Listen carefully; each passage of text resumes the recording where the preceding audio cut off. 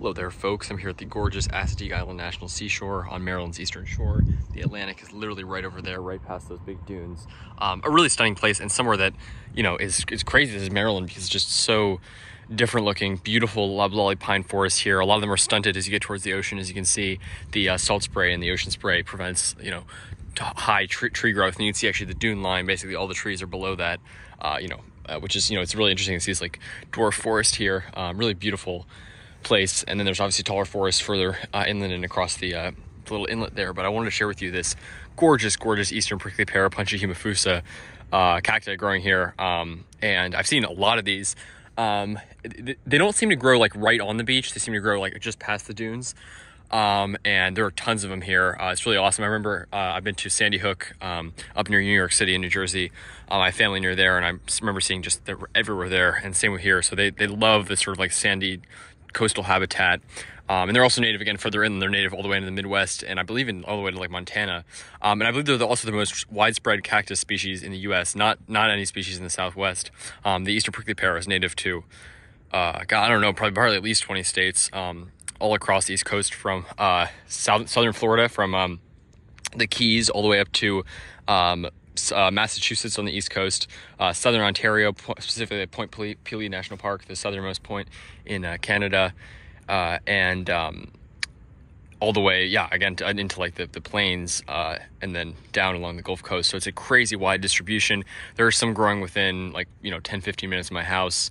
And it's just so cool to see them here because, again, people I think are very surprised. When I first went to Sandy Hook many years ago, didn't know much about cacti or plants at all, and I had no idea they could grow on the East Coast. I was shocked to see them. And I actually saw some over by the parking lot that formed some pretty big clumps. Usually they're pretty low growing, but I saw some that were probably like, I don't know, like maybe at least a foot high. And they're just really cool, and the form they take is very beautiful and diverse. Different shapes they take, really cool. Yeah, check this out.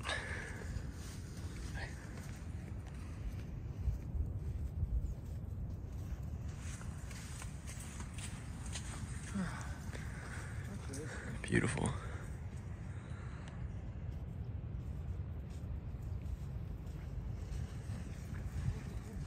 Gorgeous eastern prickly pear. And as I was saying, it's really interesting because the taxonomy, as is the case with palms a lot of the time, is very debated, and there's been a lot of debate over this, and it's very confusing and changed around a lot. Opuntia humifusa is often used as like sort of like a wide taxonomic name for what some people consider several species, some consider several varieties. Again, it's said that it's the only species. People say it's the only species native to the East Coast. That is 100% untrue.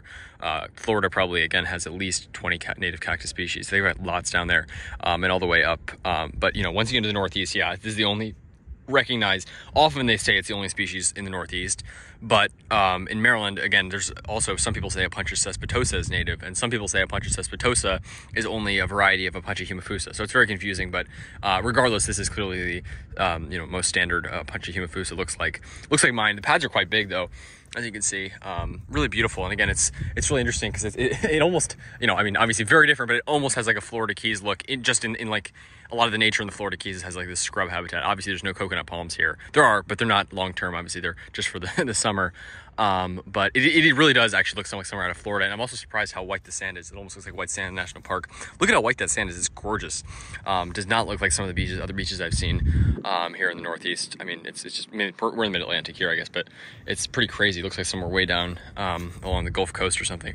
Gorgeous place. And so pleased to see these cacti growing here. You can see more. Again, there's like, for example, the pads just drop.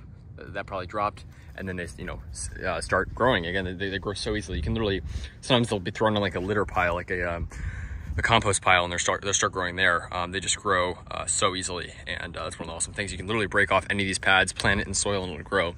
Sometimes you can just lie it on the soil and it'll root in. Really stunning and really cool, folks. Like, subscribe for more videos. Stay tuned. Take care. Have a good one.